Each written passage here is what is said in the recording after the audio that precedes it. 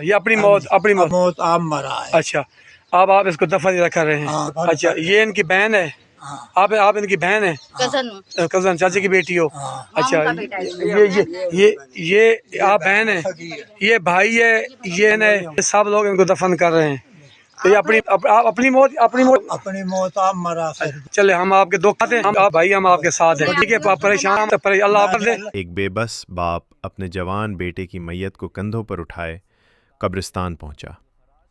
ہر باپ کی خواہش ہوتی ہے کہ وہ اپنے بچے کو عزت کے ساتھ آخری سفر پر رخصت کرے، مگر اس باپ کی بے بسی اس حد تک پہنچ چکی تھی کہ اس کے پاس کفن خریدنے کے لیے بھی پیسے نہیں تھے۔ غربت نے اس سے صرف اس کا بیٹا ہی نہیں چھینا، بلکہ اسے اپنے بیٹے کا آخری حق ادا کرنے سے بھی محروم کر دیا۔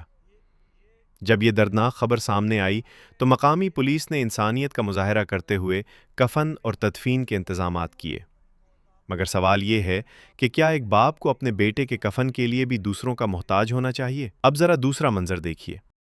اور اسپیکر صاحب یہاں بات کی جہاز کیوں خریدا ہے بھائی؟ پنجاب اسمبلی کا ایوان، بحث ہو رہی ہے 11 ارب روپے کے نئے سرکاری طیارے پر۔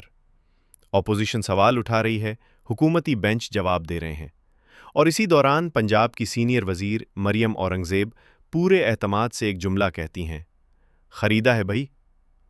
صرف 3 الفاظ، لیکن یہ 3 الفاظ اسمبلی کی کارروائی سے نکل کر سوشل میڈیا تک پہنچ گئے، جہاں ہزاروں لوگوں نے انہیں حکومت کے رویے اور عوامی مسائل سے فاصلے کی علامت قرار دیا، کیونکہ یہی وہ پنجاب ہے جہاں ایک باپ کے پاس اپنے جوان بیٹے کے کفن کے پیسے نہیں، جہاں مہنگائی، بے روزگاری اور غربت نے ہزاروں خاندانوں کی زندگی اجیرن بنا دی ہے، جہاں کئی گھرانے 2 وقت کی روٹی اور علاج جیسی بنیادی ضروریات پوری کرنے کے لیے بھی جدوجہد کر رہے ہیں۔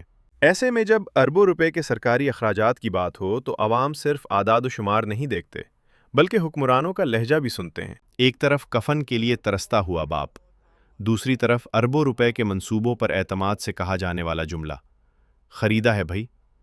شاید یہی وجہ ہے کہ یہ 3 الفاظ صرف ایک جواب نہیں رہے، بلکہ عوامی بحث کا موضوع بن گئے، کیونکہ مسئلہ صرف ایک طیارے کا نہیں، مسئلہ ترجیحات کا ہے۔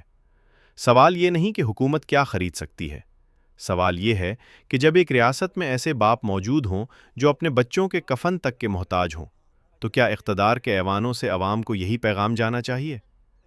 یہ ویڈیو کسی ایک جملے یا ایک واقعے کی نہیں، بلکہ 2 پاکستانوں کی کہانی ہے۔